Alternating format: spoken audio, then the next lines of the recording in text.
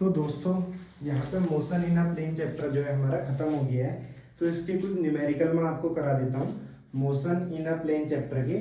तो भाई ये क्वेश्चन मैं लेके आया हूँ, ये क्वेश्चन है, ये क्या बोल रहा है, बोल रहा है a particle moves from the point 2i cap plus 4j cap. तो इस पॉइंट पे ये इनिशियली था और यहाँ से मूव करेगा, इस पॉइंट से मूव करता है at t is equal to 0 second with an initial velocity 5i cap plus 4j cap metre पर second. It is acted upon by a force which produces a constant acceleration of 4i cap plus 4j cap meter per second square.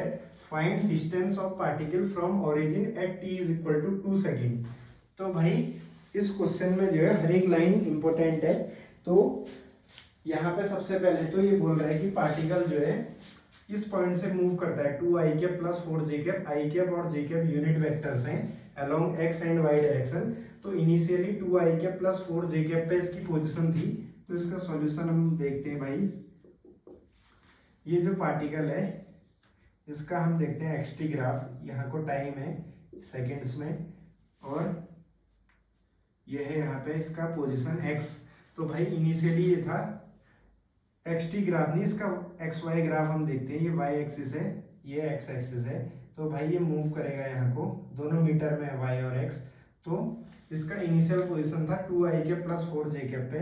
तो 1 2 3 4 यहाँ पे 2i cap है, यानी कि इसकी position है x is equal to 2 है इसका कोऑर्डिनेट, x कोऑर्डिनेट 2 है, y कोऑर्डिनेट 4 है।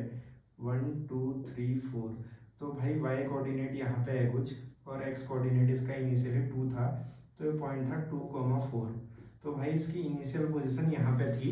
अब क्या हो रहा है, इसकी इनिशियल वेलोसिटी गिवन है, इसकी इनिशियल वेलोसिटी है v initial is equal to 5, या फिर इनिशियल वेलोसिटी को आप u बोल दो, वेक्टर u जो है वो गिवन है 5i cap plus 4j cap, ये मीटर पर सेकेंड में है। और भाई ये बोल रहा है इस पे एक फोर्स लग रहा है जिसकी वजह से कांस्टेंट एक्सेलरेशन आ रहा है। तो जब भी एक्सेलरेशन कांस्टेंट होगा तो यूनिफॉर्मली एक्सेलरेटेड मोशन की इक्वेशंस हम लगा सकते हैं। तो इसका एक्सेलरेशन कांस्टेंट है और एक्सेलरेशन वेक्टर की वैल्यू है 4i cap plus 4j cap. तो भाई ये है इसका एक्सेलरेशन। अब देखो, अब हम क्या करेंगे, इनिशियल पोजीशन यहाँ पे थी, इसकी इनिशियल वेलोसिटी गिवन है और इसका एक्सेलरेशन गिवन है। तो हमें इसकी निकालनी है डिस्टेंस ओरिजिन से। तो भाई अब क्या होगा, इसकी इनिशियल जो है डिस्टेंस ओरिजिन से, अगर ये ओ है तो वेक्टर ओ ए इसका इनिशियल वेक्टर है, वेक्टर ओ ए, वेक्टर ओ ए इसका पोजीशन वेक्टर था इनिशियली। अब फाइनली जब ये कहीं मान लो डिस्प्लेस हो गया यहाँ चले जाएगा, तो हमें ये वेक्टर बताना है इसका कि वेक्टर ओ बी कितना होगा। तो भाई सिंपली हम क्या करेंगे, हमारे पास दो इक्वेशन है, एक है x इज इक्वल टू, ये x जो है डिस्प्लेसमेंट बताता है, x is equal to u x into t plus half a x into t square. तो भाई x एक्सिस के अलोंग इसकी डिस्प्लेसमेंट इस इक्वेशन से मिलेगी। इस पर हमें टाइम दिया है 2 सेकेंड, तो टाइम जो है 0 था पहले, बाद में 2 सेकेंड के बाद पोजीशन पूछी है। तो इसका x coordinate, x displacement sorry, इसका x डिस्प्लेसमेंट यहाँ से मिलेगा। तो यू एक्स की वैल्यू है initial velocity along x direction, वो है 5। तो भाई रख दो आप 5 इंटू टाइम है 2 second, 5 into 2 plus half, acceleration along x direction है 4 i कैप, तो यानी कि 4 है, इंटू टी स्क्वायर हो जाएगा, 2 का स्क्वायर 4। तो ये आ गया 5 2 जा 10 प्लस 8 हो जाएगा, यानी कि 18 मीटर। तो भाई ये इसका x डिस्प्लेसमेंट है। y डिस्प्लेसमेंट सिमिलरली यहाँ रख दो u i into t plus half a y into t square. तो ये इसका y डिस्प्लेसमेंट देगा हमें। तो डिस्प्लेसमेंट सिंपली क्या होता है, पोजीशन में जो चेंज आ रहा है वो होता है। तो यू आई जो है इनिशियल वेलोसिटी है इसकी y डायरेक्शन में 4 into t plus half, a Y भी यहाँ पे 4 है, 4i के प्लस 4j कैप एक्सेलरेशन था, तो ए वाई हो गया 4 इंटू टी का स्क्वायर भी 4 है। तो ये बन गया इस साइड 8, 4 2 जा 8, 4 2 जा 8 और ये भी 8 है, तो ये 16 मीटर बन गया। तो भाई इसका जो, अब सिंपल क्या हो रहा है देखो, मान लो इसका डिस्प्लेसमेंट है 18 मीटर, x के अलोंग, y के अलोंग है 16 मीटर। तो भाई जब ऐसा होगा तो हम क्या करेंगे, मान लो इसकी इनिशियल पोजीशन यहाँ पे एक अलग से आपको समझाता हूँ। मान लो इनिशियली ये पार्टिकल यहाँ पे रहा होगा, तो इसका x कोऑर्डिनेट ये था, x डिस्टेंस पे था ये x के अलोंग, और y के अलोंग इसकी डिस्टेंस थी y। अब अगर ये x में डिस्प्लेस हो रहा है 18 मीटर, तो इसका x कोऑर्डिनेट जो है मान लो 18 मीटर, यहाँ पे यहाँ से यहाँ को x के अलॉन्ग ये डिस्प्लेस हुआ 18 मीटर, तो इसका x कोऑर्डिनेट अगर x1 है और ये तो x के अलॉन्ग इसकी डिस्प्लेसमेंट है इधर की ओर, और y के अलॉन्ग अगर ये डिस्प्लेस हुआ 16 मीटर, तो इसका मतलब ये 18 मीटर आगे गया और 16 मीटर ऊपर गया। तो मान लो ये इसका डिस्प्लेसमेंट है y के अलॉन्ग, तो इसके डिस्प्लेसमेंट को हम यहाँ पे दिखा रहे हैं, इसको आप डेल्टा x और डेल्टा y बोल दो। तो भाई ये क्या हो रहा है, डेल्टा x और ये है आपका डेल्टा y। तो भाई जब ये x में डिस्प्लेस हो रहा है डेल्टा x और y में डिस्प्लेस हो रहा है डेल्टा y, तो यहाँ पहुँच रहा है, तो इस पॉइंट की दूरी हमें बतानी है ओरिजिन से। तो अगर हमें इस पॉइंट के कोऑर्डिनेट मिल जाए तो उनका जो कोऑर्डिनेट मिलने से इसका पोजीशन वेक्टर मिल जाएगा, और उस वेक्टर के कंपोनेंट्स का स्क्वायर रूट कर देंगे सम का, तो हमें इसकी डिस्टेंस मिल जाएगी ओरिजिन से। तो भाई इसका x डैश जो है नया x कोऑर्डिनेट क्या हो जाएगा, इनिशियल x कोऑर्डिनेट 2 था प्लस इसकी डिस्प्लेसमेंट थी x के अलावा 18 मीटर, तो x डैश आ रहा है यहाँ पे 20 मीटर, और इनिशियल y कोऑर्डिनेट है जो यहाँ पे y डैश हमें निकालने है नया कोऑर्डिनेट, इनिशियली था 4 प्लस इसकी डिस्प्लेसमेंट y के अलावा हुई 16 मीटर, तो ये भी आ गया 20 मीटर। तो भाई इसका नया coordinate x dash comma y dash, यानी कि इसकी नई पोजीशन आ गई 20, 20 पे, और ये मीटर है। तो भाई अब कुछ नहीं करना है, सिंपली अगर यहाँ पे आपकी x एक्सिस है, यहाँ पे y एक्सिस है, और कोई भी एक वेक्टर है जिसका ये पोजीशन वेक्टर इसका नया वाला हो जाएगा जिसके कोऑर्डिनेट है x dash comma y dash. तो भाई सिंपल क्या है, ये डिस्टेंस इसकी x डैश है और ये डिस्टेंस इसकी y डैश है। तो अगर आपको इसकी डिस्टेंस निकालनी है ओरिजिन से, ये पॉइंट O है, ये पॉइंट A बोल दो, तो OA क्या आ जाएगा, x dash square plus y dash square, क्योंकि ये 90 डिग्री एंगल होगा, तो सिंपली इनका स्क्वायर करके उसका रूट कर देना है। तो 20 का स्क्वायर हो गया 400, 20 का स्क्वायर 400, अंडर रूट 800। तो इसका जो पोजीशन है ओरिजिन से अंडर रूट 800 है, यानी कि यह आ जाएगा आपका 20√2 मीटर। तो भाई ये इसका नया डिस्टेंस है ओरिजिन से। तो यही पूछा था इस क्वेश्चन में, तो अच्छा क्वेश्चन था ये। सिंपल हमें क्या करना है, पहले यूनिफॉर्म एक्सेलरेशन है, इसका एक्सेलरेशन कांस्टेंट है, तो यूनिफॉर्मली एक्सेलरेटेड मोशन की इक्वेशन हमने लगा दी, और उसके बाद हमें डिस्प्लेसमेंट मिल जाएगी x के अलोंग और y के अलोंग। तो डिस्प्लेसमेंट को इनिशियल इसके कोऑर्डिनेट्स में जोड़ देना है, इनिशियल जो कोऑर्डिनेट्स थे इसके उनमें जोड़ेंगे तो नया कोऑर्डिनेट मिल जाएगा जहाँ पे इसकी नई पोजीशन है, और उस कोऑर्डिनेट जो हमें मिलेंगे x dash comma y dash नए कोऑर्डिनेट, उनका स्क्वायर करके रूट करके जोड़ देना है, उन दोनों के स्क्वायर को जोड़ना है, उसका अंडर रूट करना है, तो उसकी डिस्टेंस बता देगा ओरिजिन से। तो भाई अच्छा क्वेश्चन है।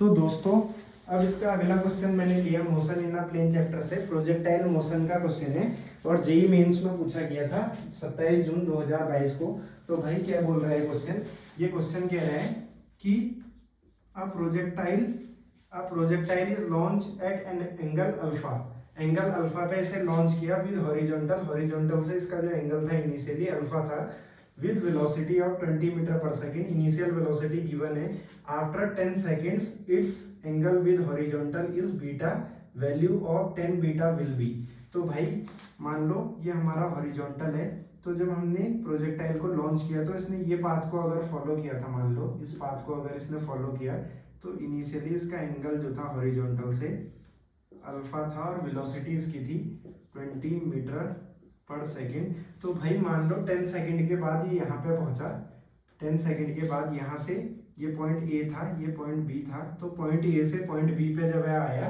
तो इसने टाइम लिया 10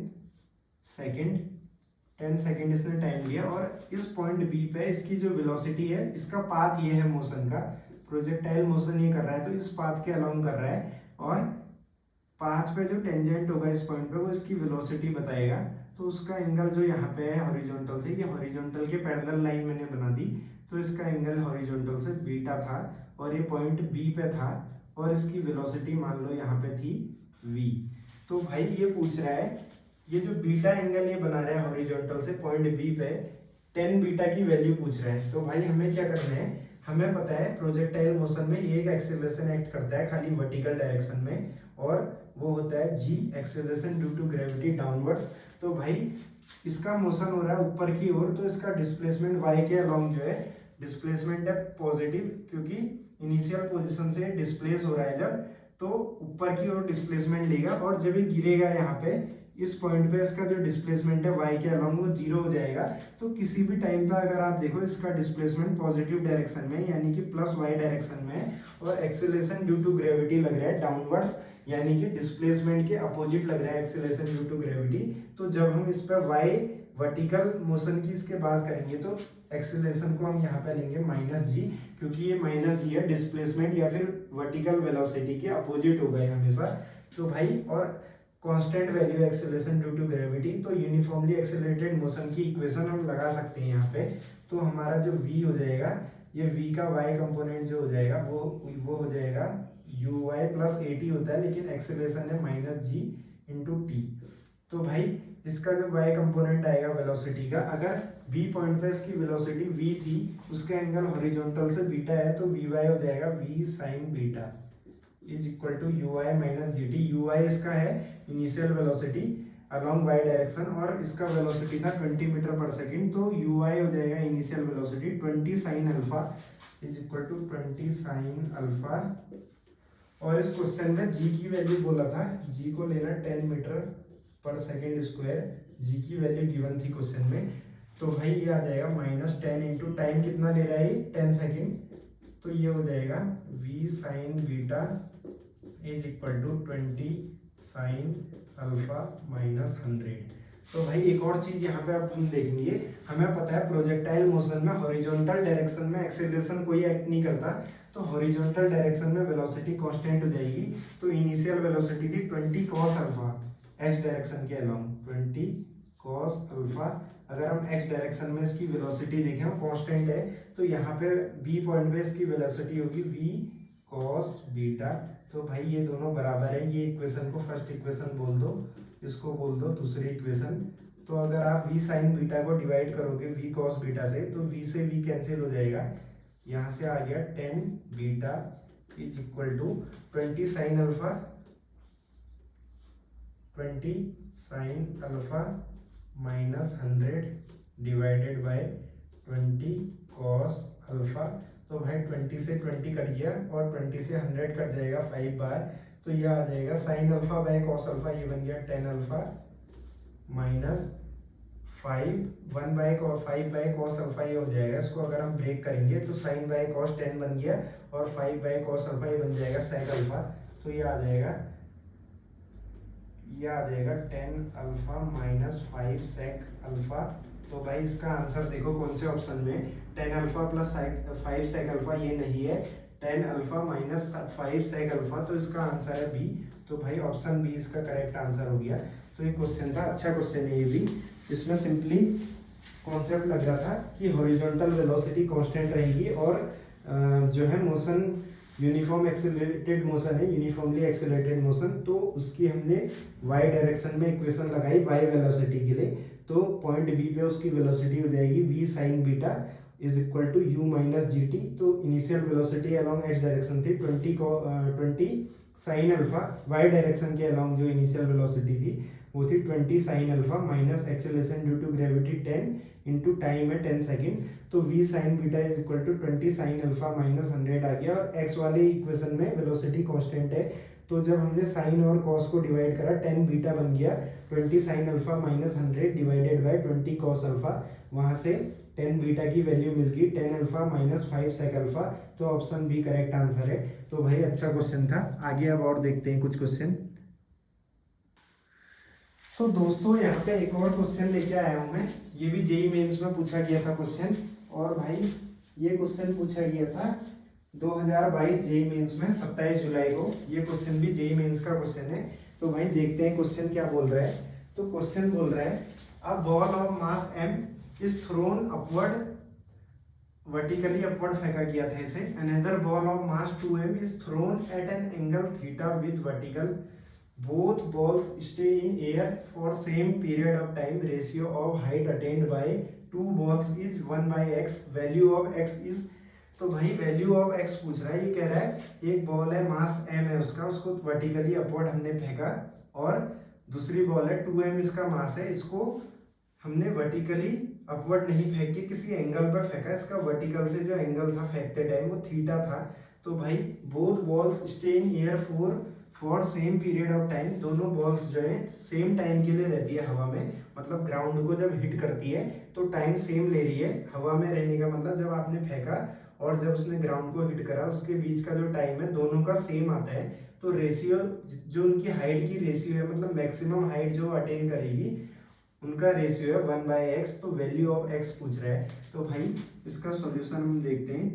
तो भाई पहली बॉल है, इसका मास m है, इसको हमने वर्टिकली अपवर्ड फेंका, तो जब हम इस पर y डायरेक्शन की इक्वेशन लगाएंगे तो v, तो भाई जब इस पर y डायरेक्शन की इक्वेशन हम लगाएंगे तो उस समय क्या होगा, v is equal to u minus g t हो जाएगा, v is equal to u minus g t, और फाइनल वेलोसिटी जीरो हो जाएगी मैक्सिमम हाइट पे। तो ये ऊपर को जाने में टाइम लेगा u बाई जी, ये टाइम लेगा ऊपर को जाने में, और जब ऊपर जाएगा जितने टाइम में उतने ही टाइम में वापस आएगा। यही इक्वेशन आप डाउनवर्ड डायरेक्शन में लगाओगे तो यही टाइम आएगा। तो इसका टोटल टाइम ऑफ फ्लाइट है पहली बॉल का 2u बाई जी। और भाई ये प्रोजेक्टाइल मोशन है। दूसरी वाली का क्या केस, पहली वाली का तो ऐसा था, इसको हमने वर्टिकली अपवर्ड फेंका था, ये ऊपर जाके मैक्सिमम हाइट पे रुक जाएगी, मतलब इसकी वेलोसिटी जीरो हो जाती है, फिर वापस आएगी तो टाइम लेगी 2u बाई जी। और सेकेंड बॉल है, उसका मास 2m है, उसको हमने फेंका था एंगल थीटा पे, और ये एंगल जो थीटा था ये वर्टिकल से था, इसका एंगल थीटा। तो भाई हॉरिजॉन्टल से इसका एंगल जो हो जाएगा 90 माइनस थीटा हो जाएगा। तो हमने पढ़ा था टाइम ऑफ फ्लाइट जो होता है, टाइम ऑफ फ्लाइट जो होता है प्रोजेक्टाइल मोशन के केस में वो होता है 2u साइन थीटा अपॉन जी, जहाँ पे जब हम देखते हैं 2u साइन अल्फा में बोल देता हूँ अपॉन जी, और ये अल्फा इसका एंगल होता है हॉरिजॉन्टल से, तो इसमें मिस्टेक नहीं करना है। यहाँ पे अल्फा की वैल्यू 90 माइनस थीटा, तो साइन 90 माइनस थीटा जब हम रखेंगे ये बन जाएगा कॉस थीटा। तो इसका टाइम ऑफ फ्लाइट है 2u कॉस थीटा बाई जी। तो भाई ऐसा है यहाँ पे, और ये कह रहा है कि ये जो दोनों टाइम है इक्वल है, इसका मतलब इनको अगर हम इक्वेट कर दें तो 2u बाई जी, जो 2u बाई जी है वो बराबर है 2u cos थीटा बाई जी के, 2u cos थीटा बाई जी के बराबर है। इसकी वेलोसिटी को मैं बोल देता हूँ u1 और इसकी वेलोसिटी को बोल देता हूँ u2। तो 2u2 यहाँ पे आ जाएगा, इसका आ जाएगा u1। इस पहली बॉल जिसका मास m है उसकी इनिशियल वेलोसिटी मैंने u1 मानी और दूसरे की इनिशियल वेलोसिटी u2 मानी। तो यहाँ से इनके बीच का रिलेशन हमें मिल जाएगा, ये सब कैंसिल हो रहे हैं 2 से 2, तो u1 is equal to u2 cos theta. तो भाई जो पहली वाली बॉल है उसमें इक्वेशन लगाओ आप यूनिफॉर्मली एक्सेलरेटेड मोशन की, तीसरी equation v square is equal to u square minus 2gh हो जाएगा, क्योंकि इसका मोशन हो रहा है ऊपर की ओर और एक्सेलरेशन उस पर एक्ट कर रहा है माइनस जी नीचे की ओर, तभी इसको माइनस जी बोल रहे हैं, क्योंकि डिस्प्लेसमेंट के अपोजिट है। तो माइनस 2g इसकी जो मैक्सिमम हाइट ये रीच करेगा पहली बॉल, इसको मैंने बोल दिया h max 1, और मैक्सिमम हाइट पे इसकी फाइनल वेलोसिटी जीरो हो जाएगी, तो ये वैल्यू जीरो होगी। तो इसकी h max जो आ जाएगी पहले वाली की वो आ जाएगी u1 square divided by 2g, u1 square divided by 2g। और प्रोजेक्टाइल मोशन के केस में हमें पता है h max होता है, प्रोजेक्टाइल मोशन के केस में होता है h max, u2 है इसकी वेलोसिटी जो दूसरी बॉल है, u2 square sine square alpha by 2g, जहाँ पे इसका एंगल जो है अल्फा ये हॉरिजॉन्टल से होता है, इसका एंगल अल्फा होता है हॉरिजॉन्टल से। तो भाई साइन 90 माइनस थीटा आ जाएगा अल्फा की जगह, और sine 90 minus theta cos theta होता है, तो ये आ जाएगा u2 square cos square theta divided by 2g। तो भाई इसने हमें बोला है क्वेश्चन में दोनों की जो मैक्सिमम हाइट है उसका रेशियो 1/x है, या फिर हाइट अटेन्ड बाय बॉल, मतलब जितना वो मैक्सिमम जहां तक गया जहां से वापस आ रहा है वो उसकी हाइट अटेन्ड है। तो इसकी हाइट अटेन्ड है u1 स्क्वायर बाई 2g, इसकी है u2 square cos square theta by 2g। तो भाई h max 1 और h max 2 का हम रेशियो लेते हैं तो 2g से 2g कट जाएगा, ये हो जाएगा u1 by u2 cos theta का होल स्क्वायर। तो यहाँ से हमें पता है u1 और u2 cos थीटा बराबर है, तो 1 आ गया, 1 का स्क्वायर 1, तो यानी कि 1/x है इसकी वैल्यू। ये जो रेशियो था ये था 1/x, तो 1/x की वैल्यू यहाँ से हमें 1 मिल गई, तो इसका मतलब x इज इक्वल टू 1 है। तो भाई x इज इक्वल टू 1 इसका आंसर था। तो ये भी अच्छा क्वेश्चन है। और इसमें गड़बड़ यहाँ पे हो सकती थी कि एंगल जो है वो हॉरिजॉन्टल से 90 माइनस थीटा, और उसने क्वेश्चन में एंगल दिया वर्टिकल से थीटा। तो यहाँ पे प्रोजेक्टाइल मोशन के जो हमने फॉर्मूले डिराइव किए थे उनमें एंगल हमने माना था हॉरिजॉन्टल से। तो यहाँ पे साइन, अगर एंगल इसका हॉरिजॉन्टल से अल्फा में रखूं तो अल्फा यहाँ पे 90 माइनस थीटा है, तो साइन रिप्लेस हो जाएगा कॉस थीटा से। तो यही चीज है। और ये एक अच्छा क्वेश्चन था भाई, तो देख लेना इसको। तो दोस्तों यहाँ पे एक और क्वेश्चन मैंने लिया है, और ये क्वेश्चन भी जेईई मेंस में पूछा गया था, मोशन इन अ प्लेन का ही क्वेश्चन है, और 29 जनवरी 2023 को पूछा गया था जेईई मेंस में। तो भाई क्वेश्चन क्या बोल रहा है पहले पढ़ते हैं इसे। A car is moving on a circular path of radius 600 metre such that tangential and normal components of acceleration are equal. Time taken by car to complete first quarter of revolution is t into 1 minus e to the power of minus π/2 seconds. इतना time ये ले रहा है seconds में first quarter of revolution को complete करने के लिए। इसकी इनिशियल वेलोसिटी थी 54 किलोमीटर पर आवर। तो वैल्यू ऑफ t पूछ रहा है। तो भाई एक सर्कुलर पाथ में मूव कर रहा है पहले तो पार्टिकल, तो इसका सॉल्यूशन हम करते हैं। यहाँ पे एक सर्कुलर पाथ है जिसके अलाउंग ये मूव कर रहा है, और ये बोल रहा है कि इसका जो एक्सीलरेशन है उसके नॉर्मल और टेंजेंशियल कंपोनेंट्स बराबर होंगे। तो भाई मैंने आपको बताया था कि जो नॉर्मल कंपोनेंट होता है वो हमेशा टुवर्ड्स द सेंटर होता है, और उसकी वैल्यू होती है v²/r। तो भाई जो अंदर की ओर कंपोनेंट आता है इसे बोलते हैं नॉर्मल कंपोनेंट। ये क्यों आता है? क्योंकि मान लो ये पार्टिकल इस तरह से मूव कर रहा था, कार जो है यहाँ पे कार है पार्टिकल नहीं है, तो कार मान लो एक सर्कुलर पाथ में इस तरह से अगर मूव कर रही है तो इसकी वेलोसिटी यहाँ पे इस डायरेक्शन में होगी, यहाँ पे इस डायरेक्शन में होगी। तो वेलोसिटी की डायरेक्शन बार बार चेंज हो रही है, तो उस वजह से एक्सीलरेशन आता है नॉर्मल एक्सीलरेशन, और नॉर्मल एक्सीलरेशन की वैल्यू होती है v²/r। ये हमेशा लगता है टुवर्ड्स द सेंटर। और अगर इसकी स्पीड चेंज हो रही है, जो इसका वेलोसिटी का मैग्नीट्यूड है, वेलोसिटी की डायरेक्शन तो चेंज होगी ही सर्कुलर मोशन में, लेकिन अगर वेलोसिटी का जो मैग्नीट्यूड है या फिर इसकी स्पीड अगर चेंज होती है तो उस वजह से एक्सेलरेशन आता है टेंजेंशियल डायरेक्शन में। इसे बोलते हैं टेंजेंशियल एक्सेलरेशन। तो टेंजेंशियल एक्सेलरेशन क्या होता है? Rate of change of speed या फिर dv/dt, जहाँ पर v जो है स्पीड ऑफ द कार है किसी भी टाइम पे। तो भाई ये दोनों की वैल्यू बराबर है, तो यहाँ से आ गया dv/dt is equal to v²/r। तो भाई यहाँ से आ जाएगा v to the power -2 dv is equal to 1/r dt।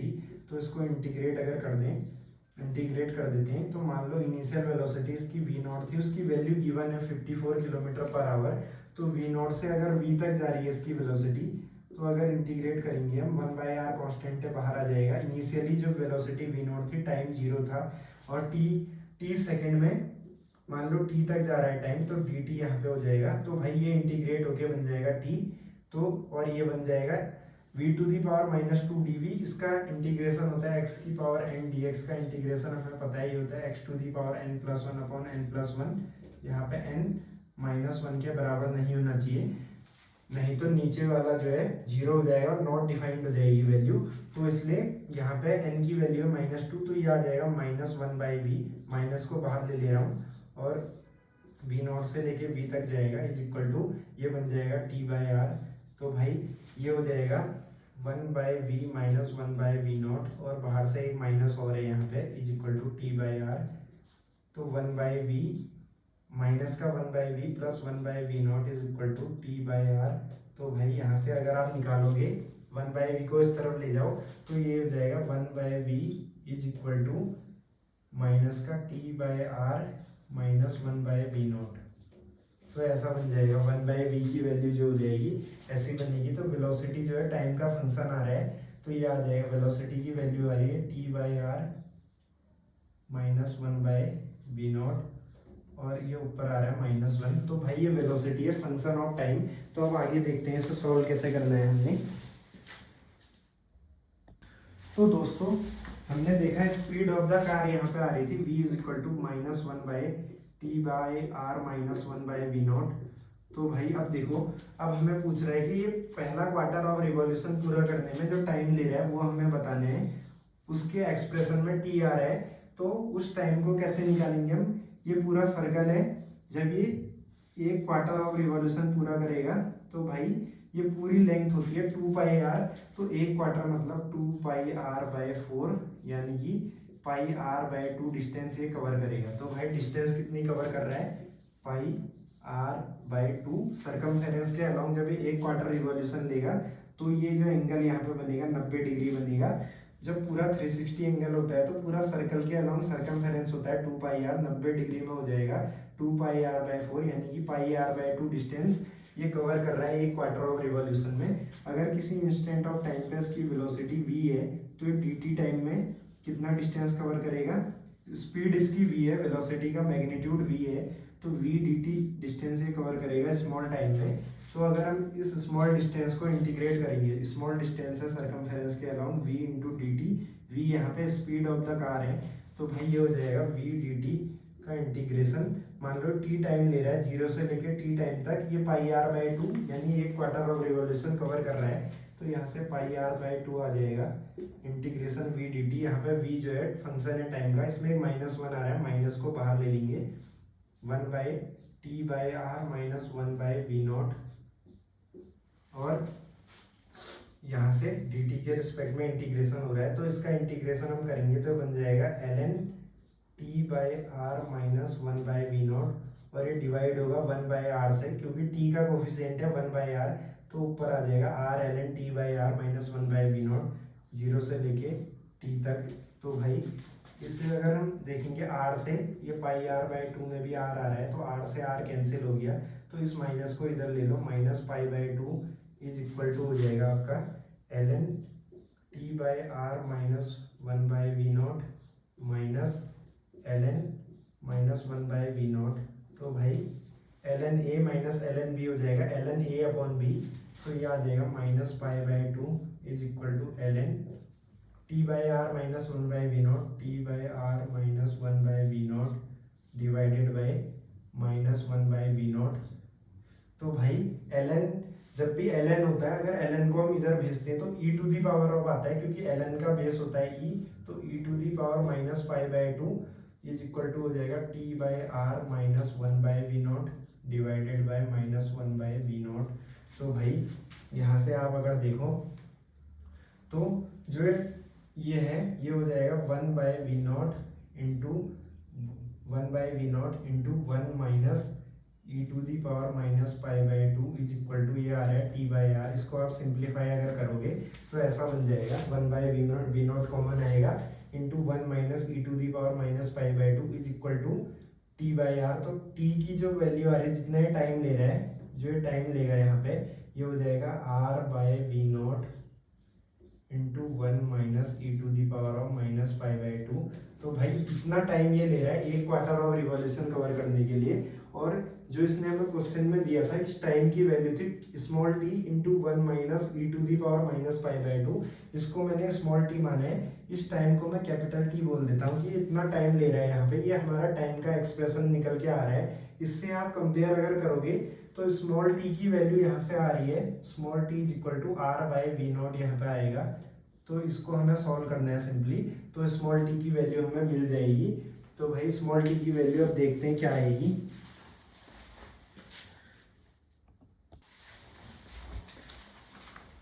तो दोस्तों हमारा स्मॉल t जो इस एक्सप्रेशन में जिसकी वैल्यू निकालनी है वो है r/v0, और ये जो एक्सप्रेशन में जो पूरा ये टाइम निकल के आया सेकेंड्स में आया है, यानी कि यहाँ पे हमें MKS सिस्टम ऑफ यूनिट लेनी होगी, मीटर किलोग्राम और सेकंड वाला, क्योंकि टाइम आ रहा है सेकंड में और रेडियस जो है मीटर में है, तो वेलोसिटी को मीटर पर सेकंड में कन्वर्ट करना पड़ेगा।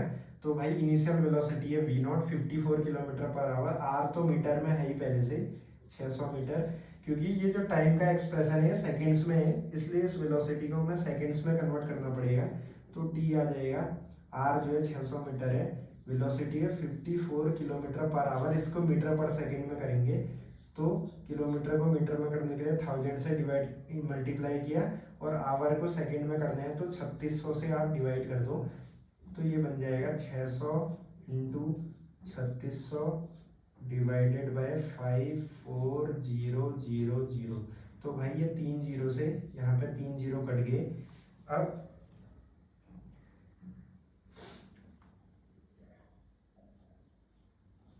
तो यहाँ पे बन जाएगा 60 इंटू 36/54। 6 से कट करो इसे यहाँ पे 10 बार, 9 6 जा 54। तो भाई ये हो जाएगा 360/9, 360/9 यानी कि ये आ गया 40।